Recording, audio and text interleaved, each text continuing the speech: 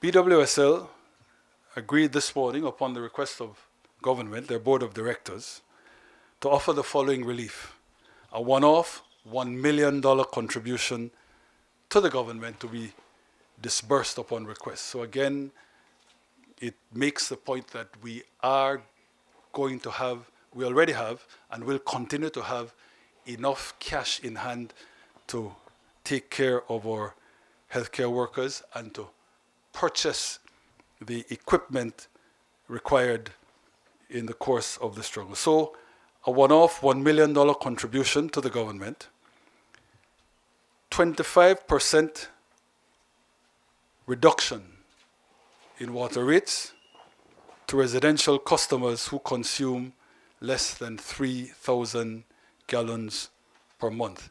Again, this is upon the request of the government. That would work out to 35,234 customers, being 65% of the residential customers. So 65% of all residential customers will benefit from this 25% reduction.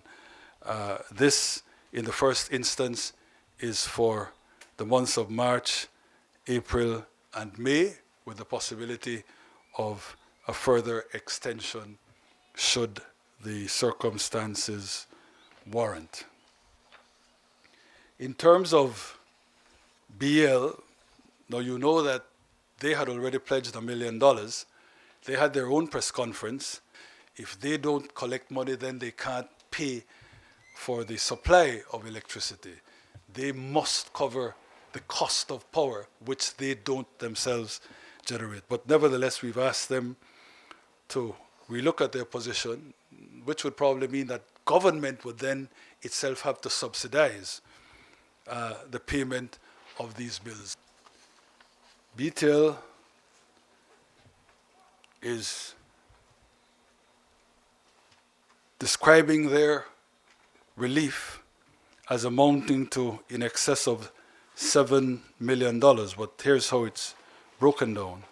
Again, a cash contribution of $1 million to the COVID-19 relief fund, to $1.7 million worth of discounts on prepaid top-up to allow families to keep in contact with each other, and they're in the process of providing that now.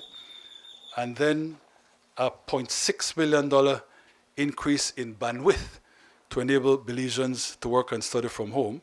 I think they've already started to provide that. And they're pledging a further $2 million in free prepaid top-up to allow, again, for people to be able to communicate during this crisis.